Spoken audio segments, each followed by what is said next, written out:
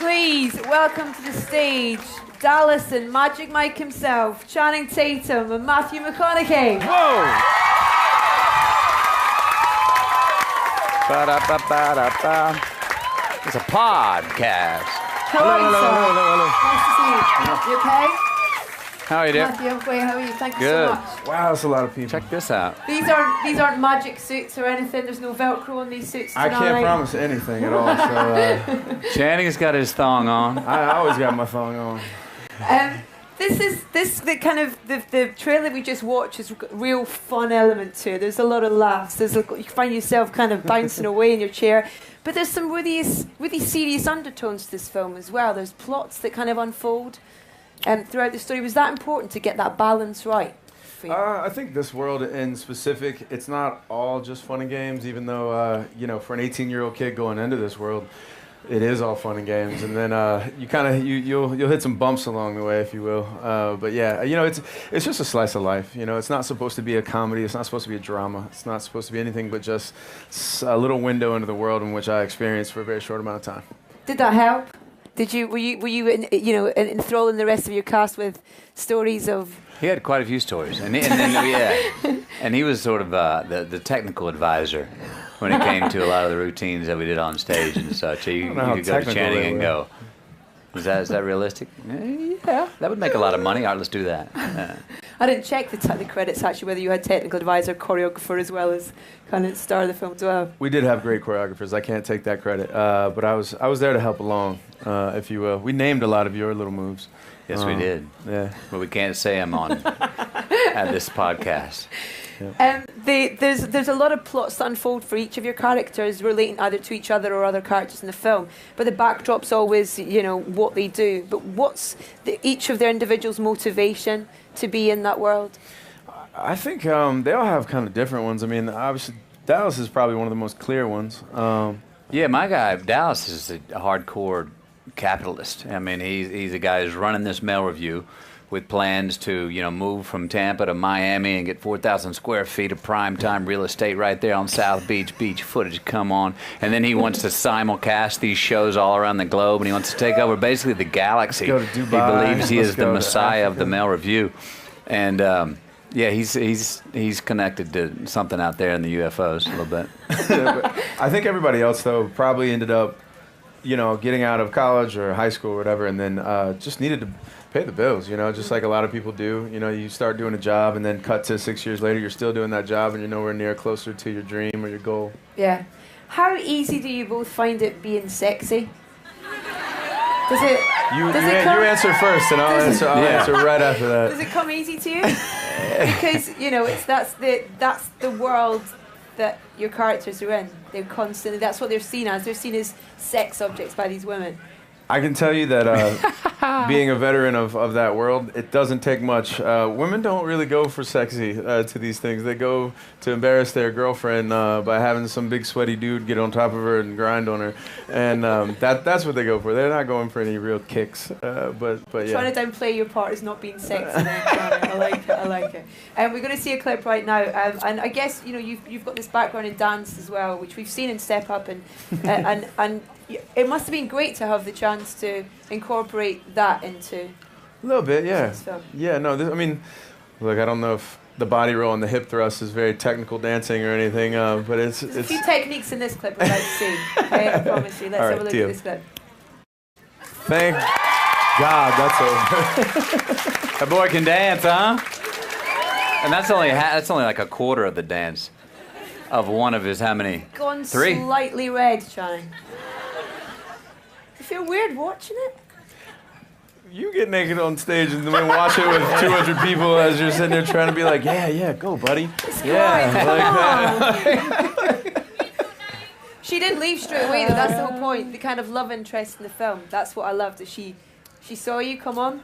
She didn't leave straight away. She hung about just to check you out. If she did leave straight away, she probably wouldn't end up being my love interest by the end of it. She'd be like, oh, no.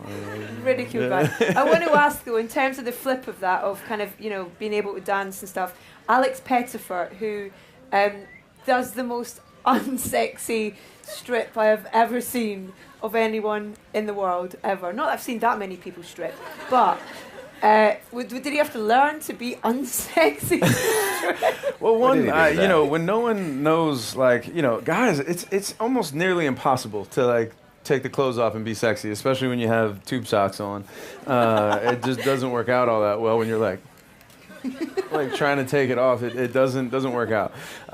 You know, and guys in general are kind of awkward, especially if they're in a thong. And so, I don't know. He did a really good job though. I mean, playing it up because he's a pretty suave character. I imagine that there was a lot of fun on set. Mm. Did you guys have a lot of laugh? Was there a lot of kind of taking the mick out of each other? And He wasn't any fun at all. Yeah, no fun. We had a ball, man. This is Channing's talked about it many times before, but a lot of times when you're done with your work for the day, you go home, and every one of the guys and quite a few other people, when they were done with their work, say at lunch, they'd stay all afternoon to see the next guy do his dance, because we were all sort of the dancing part for all of us. You were the only one that had done any of it before. It was all sort of on a dare. It was kind of like we had walked off the plank and fell in the moat together, and we were like, oh, what's gonna happen here? And so when somebody pulled it off, you were rooting for them. Yeah. Dallas a fun character though to kind of get into and and kind of bring to life.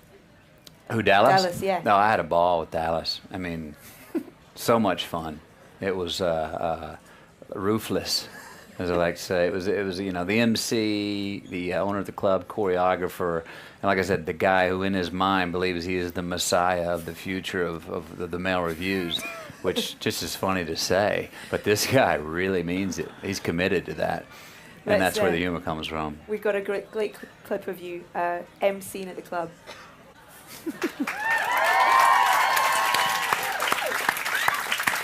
Was it filmed in a real club? Was it in a real venue? Or was that studio that created it? No, it was a real club.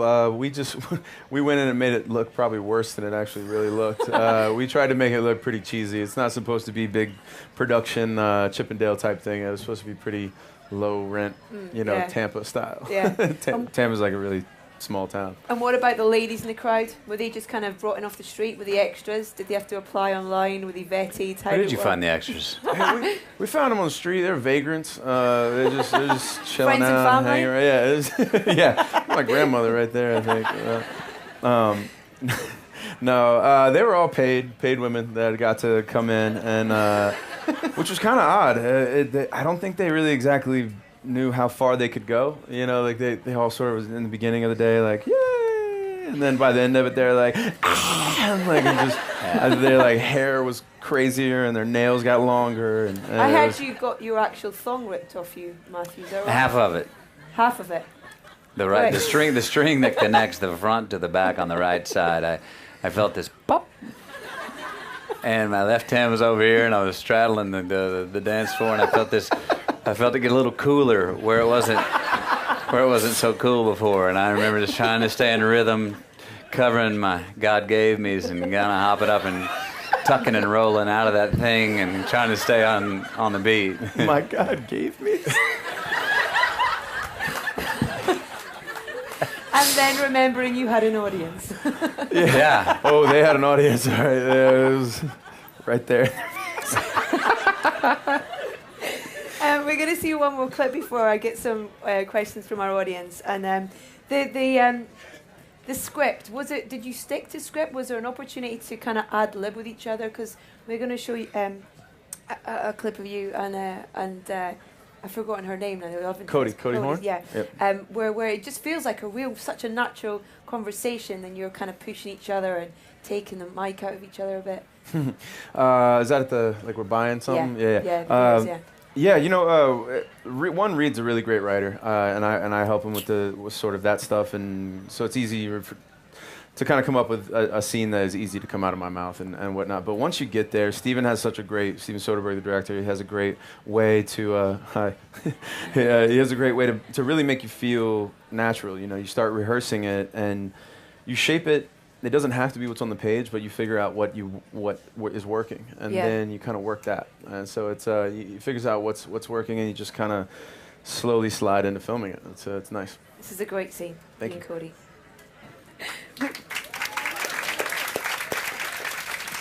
She comes in there with a preconception of what Mike's like. She has an idea in her head instantly of kind of what she's like, and he changes that. Yeah, you know, I mean, it's hard to not have a perception of somebody when the first time you really meet them, they're bringing your brother home from being out all night, and the next time you meet them, they're taking their clothes off and dry humping someone on stage, and it's kind of hard not to have like a complete preconceived notion. How does he change it? I think just by wanting something more. I think that Mike is in a weird place in his life where he's realized that this is not it for him. Like, this isn't all he wants. And then by meeting her and realizing what's missing, he just wants to be a little bit more than he is at the moment. Yeah. And she's sort of like the door. Whether he's gonna be with her for the rest of his life or not, doesn't matter. You know, he just knows that she's the kind of a doorway through to something else, something more substantial. What's Stephen like as a director to work with? I love to work with Stephen. I've never worked with anyone like him before. You know, Channing has. This was my first time. And you learn pretty quickly that when you show up on set, you better be your character right then. Because he's not going to come over and tell you, okay, guys, now it's time. Yeah. He'll sit back and observe for 5 minutes, 10 minutes, an hour. And we all kind of notice that, okay, when we get to the scene, start doing what you would do. And if you do that, in the next 30 minutes, all of a sudden the camera's going to show up in front of your face, and you're going to see Steven with his glasses pop over behind the camera and give you a little thumbs up, which basically says, do what you do. Mm-hmm. Or, we got it already, thanks, guys. Yeah. Yeah. That'll happen too. He'll come on the show, we got it already. Go, when'd you shoot it? What? Yeah. I imagine the costumes were quite easy to help you get into character. What kind of what? The costumes. outfits. Oh, yeah. I mean... Unless those were your everyday clothes. I mean, I don't know. I wear that normally. It's a pretty, you knew you were in a pretty specific office. you weren't going to the accounting room. Quite a sweaty one. Yeah. Let's get some questions from our lovely audience. Lady right there in the white shirt. Hi, my question's for Channing. My name's Priya. I just wanted to ask, oh no. when did you think that you'd really made it? I know that Step Up was one of your big ones, but just as this is a movie about making it and doing what you need to once you've kind of graduated and stuff, when did you sit back and think, yeah, I've made it, or are you the same? Or You know, I think you can always have a healthy fear of like it all going away, and I think that's always there. That, you know, I've had a couple movies this year that have done well, and if I have a couple movies next year that don't do well, you're somehow, now you haven't made it, you know. But I think the first time that I really realized that I had not made it probably in the traditional sense was when I realized that this is really what I want to do for the rest of my life. No matter sink or swim, I had kind of zeroed in on something that I was just like, yep, doesn't matter whether I fail at this or not, I'm going to keep doing it. well, you do it very well. Ah, thank you. P.S. I love you. Lady just there, please. Hi, this is for Matthew. I saw Killer Joe a couple weeks ago. I think Me too, it's great. I didn't think Thank I was you. supposed to find it as funny as I did, but I did. Oh, good, good. It's brilliant, yeah. I was just wondering, did you make it quite close to this? Because I can't imagine two more different films. I was just wondering, as long as you didn't still have that Killer Joe character when you're on set or anything. What did I do? I think I went Bernie Killer Joe, I went Killer Joe, then I did one more after that, and then I did this. So they were 3 months apart. 3 months apart, yeah. Great, thank you. Just behind you. There you go. Hello. Hi. Steven Soderbergh's not really the kind of person you'd, on paper, associate with a film like this. Was it him that attracted you to it, or were you attached before? I mean, one, he's made things like Sex Lives Videotape, The Girlfriend Experience. I mean, so he has made very salacious things, but maybe not this sort of lowbrow. You know, I did a movie with him earlier in the year called Haywire, and I had just over a beer told him about one of these stories in my life, and his jaw sort of hit the ground, and he was like, "That would make a great movie." He's like, "You should write it," and I'm like, "Yeah, okay, Steven Soderbergh, I'm gonna get right on that and write a movie," which I've never done before. And cut to like, you know, about 3-4 months later, we were eating. We had lunch together, and he's like, "Look, we should finance this ourselves. You and your business partner should write it.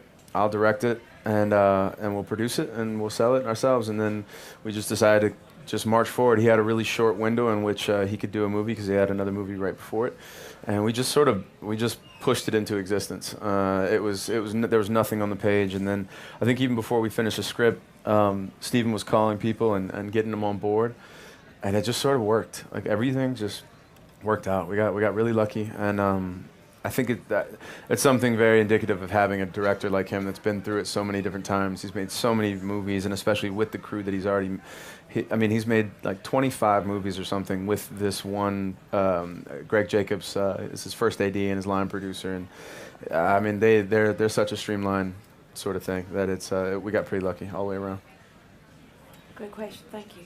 Lady here. Hi. Hi. Okay, so we've heard Matthew's, but I was wondering, since this movie was based on your real life, like what was the most embarrassing or memorable experience that you had stripping or performing, whatever you want to call it? What was your? Oh, getting it ripped What was off. mine? Oh, Yeah. Getting it ripped off? Getting Yeah. yours ripped off? I look, anytime that the curtain goes back and there's this many people standing in front of you and you got to get naked, it's pretty embarrassing. And you better hope it's not cold in the room. So there's no... when you gotta take down the drawers. Anything. There's so many things. Like even there's a scene in the movie which you guys probably don't know about, but it's just a dancing scene, and we didn't know what to do for my last sort of like dance, and so I just went out and freestyled, and there's all kind of things when you try to pull off like a flip or a move and you don't pull it off and you just fall on your So face. nothing happened, like But not just in no, not going there. I meant like because it's based on your life when you were really performing, like Loosely. like yeah. Oh, got it. Yeah. The most embarrassing thing that happened was my sister was in the audience standing this far away from me. Yeah, that's not cool. Sorry, that's a totally better answer I have for you now. So this far away from me, and she had 6 of her friends there on my first night that I actually stripped. At least it wasn't your mom. Like yeah. Almost my mom would have been better, I think, because at least my mom's seen me naked before, and she's still been like, whatever. But my sister, we do not have that relationship. Like, we might be from the South in Alabama and America, but we don't have that relationship. Lady right there, who's got her hand up there. Great, thank you. Hello, Channing. Hi. You had a very well documented mishap during the filming of Eagle. Oh, yeah. Yeah, you know the one I mean. Glad to hear that you recovered from it. Yes. But did you have anything happen untoward while you were filming Magic Mike? Nothing anywhere near that horrific. I have on Eagle. I burned my penis. On what? How does she know that? The brief synopsis is I'm in the Highlands of Scotland and we're in a river all day long. You know how you have to shoot all day. Yeah. And I have a wetsuit underneath my costume, and we're having to pour warm water down the wetsuit, like essentially all day to keep my core warm so I can keep in the water. Day's done. I start walking back up to the trucks, and here comes the guy. Poor guy's been running up and down like a 15-minute hill all day long, and he's like, "You want to warm up before you go up?" And I'm like, "Yeah, why not?" And he pours it down. And what had happened was he didn't get all the way back down to the river to dilute the kettle water, like the boiling water, and he poured it right down my wetsuit. I've never been in more pain in my entire life. Funny thing though, on the way to the hospital, guess what song that was actually playing on the radio? Does anybody just wild guess? Go. Do you know that? Did you actually know that? Did you actually know that from the? How did you get that right? That's pretty fantastic. Amazing. It was exactly that. Lady just in the back there with a question, please. Hiya. What advice would you give to other actors or people trying to chase their dreams out there? Chase your dreams? Yeah. Wow. Let's see here. Really love it. Like, if it's a dream, say it's acting. I can't speak to very many other ones. Don't want it for just to be on TV or to be in the movies. If you want to be an actor, be willing to be in an acting class, and that's all the acting that you're ever going to get. And if that's enough for you, then do that. Then do it because you love it. And that's really all I can tell you. Like, if you're willing to do it and not get paid for it and not get any recognition for it, and you want to keep doing it for the rest of your life, then feel free. There's no help wanted signs. The guards at the gates are not there to keep you in. They're there to keep you out. And take risk and don't act like one, be one. Mm-hmm. Yeah. Nice. Yeah. Lady just here, if you could pass the mic along here. Thank you. Hi. Hi. Wow. Okay. Take a breath. It's going to be all right.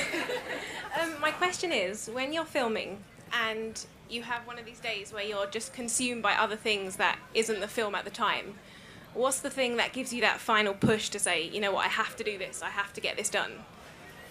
What's the thing that enables you to do that?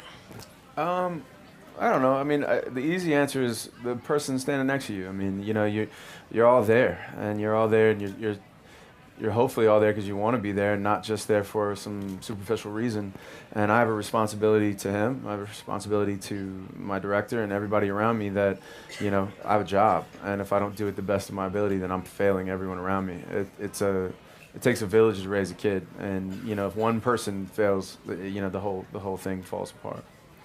But you're right. There are some people that maybe in his position that can pull the plug and not give it that extra bit. I mean, it comes from work ethic, which he's got a great one of those, and it comes from another way of saying what he's talking about. It comes from pride. You know what? How he's the kind of guy who would go home and feel horrible if he sat there and like said, "Nah, I'm done," and let a whole bunch of other people down. There's a lot of people that have a specific trade that they have worked their butt off to be great at.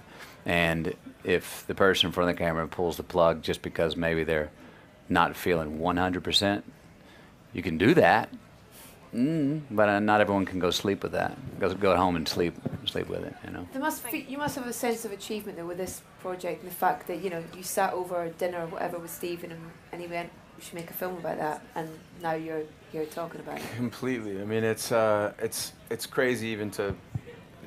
It takes so much to will a movie into an existence. I mean, you just can't know. I mean, just like you said, there's so many obstacles along the way that just want to tell you no. Wants to say like that you can't do it. And when something happens, even just to make the movie is a miracle. For the movie to do well, you have no idea how many things have to align to actually get it to work out. And when they do, because there's 1,000 things that can go wrong, and when even a few of them go right, you're just so thankful. Okay, this is the last question. Gentlemen, let's get a guy question, shall we? Should we get... Last one, make it good, brother. Matthew, Channing, it's an absolute pleasure to have you guys in our store. Thank you. Channing, I had the pleasure of talking to you about 2 months ago, over by the other section when your friend was looking for some accessories. Great, you shop here too. All right, so glad to have you here. Quick question. So you're an accomplished dancer, actor, martial artist as well. Mm-hmm. I wanted to ask you, what would be the ultimate role for you? For example, we've got Robert Downey Jr., who's just achieved Iron Man. Who would have ever thought he would have been a superhero? So it's a good question for both of you, actually. What would What's be your ultimate roles for both of you? That encompasses all that, or just means the most to you? I mean, like it's hard. It's hard when every single one of them is an ultimate role. You know, that's why we choose to do them. You know, because they're all so different. You know, I did a comedy with Jonah Hill that I never thought I was going to do, but I'm so happy with it. But is there going to be a sequel? Yes, there will. Yes. Like today, right now, this if you can, right this moment now, is there something like you've just done Magic Mike, so is there something top of your head that you're saying, maybe I'd like to be the next Superman or? I would. I'm gonna give you a really ridiculous answer because if I could play any figure, and that's probably not even possible. If I could play anything whatsoever, Genghis Khan. It's weird. I know. I am a huge fan of Genghis Khan. Everybody's like, what? I'm like, I just really do. I love him. I love that guy. Matthew, have you got what? Hey, it's an honest answer. Martial arts, I don't know. He's awesome. He's great. I really want to play Martin Luther King. And on that note, ladies and gentlemen, I didn't think it could get weirder, but it did. It totally did. Good job. Magic Mike is in cinemas as of tomorrow. Huge round of applause, please. Thank you, guys. I appreciate you. And Matthew. Thanks, guys. Yourself kind of bouncing away in your chair. But there's some really serious undertones to this film as well. There's plots that kind of unfold throughout the story. Was that important to get that balance right? I think this world in specific, it's not all just fun and games, even though, for an 18-year-old kid going into this world, it is all fun and games, and then you'll hit some bumps along the way, if you will. But yeah, it's just a slice of life. It's not supposed to be a comedy. It's not supposed to be a drama. It's not supposed to be anything but just a little window into the world in which I experienced for a very short amount of time. Did that help? Were you enthralling the rest of your cast with stories of? He had quite a few stories, and each of their individuals' motivation to be in that world. I think they all have kind of different ones. I mean, obviously Dallas is probably one of the most clear ones. Yeah, my guy Dallas is a hardcore capitalist. I mean, he's a guy who's running this mail review with plans to move from Tampa to Miami and get 4,000 square feet of primetime real estate right there on South Beach. Beach footage, come on. And then he wants to simulcast these shows all around the globe, and he wants to take over basically the galaxy. Let's go to Dubai. He believes he is the messiah Africa. of the mail review, and yeah, he's connected to something out there in the UFOs a little bit. I think everybody else though probably ended up. Please welcome to the stage Dallas and Magic Mike himself, Channing Tatum and Matthew McConaughey. Whoa! Ba-da-ba-ba-da-ba. It's a podcast. Hello. Hello. Nice to see you. You okay? How are you doing? Matthew, I'm great. How are you? Thank you Good. so much. Wow, that's a lot of people. Check this out. These aren't magic suits or anything. There's no Velcro on these suits I tonight. can't promise anything at all. So Channing's got his thong on. I always got my phone on. The trailer we just watched has got a real fun element to it. There's a lot of laughs. You can find getting out of college or high school or whatever, and then just needed to pay the bills, just like a lot of people do. You start doing a job and then cut to 6 years later, you're still doing that job and you're nowhere near closer to your dream or your goal. Yeah. How easy do you both find it being sexy? Does it? You answer first, and I'll answer right after that. Does it come easy to you? Because that's the world that your characters are in. They're constantly. That's what they're seen as. They're seen as sex objects by these women. I can tell you that being a veteran of that world, it doesn't take much. Women don't really go for sexy to these things. They go to embarrass their girlfriend. And he was sort of the technical advisor when it came to a lot of the routines that we did on stage and such. You could go to Channing and go, is that realistic? Yeah, that would make a lot of money. All right, let's do that. I didn't check the credits actually, whether you had technical advisor, choreographer, as well as kind of star of the film as well. We did have great choreographers. I can't take that credit, but I was there to help along, if you will. We named a lot of your little moves. Yes, we did. Yeah, but we can't say them on at this podcast. Yeah. There's a lot of plots that unfold for each of your characters relating either to each other or other characters in the film. But the backdrop's always, what they do. But what's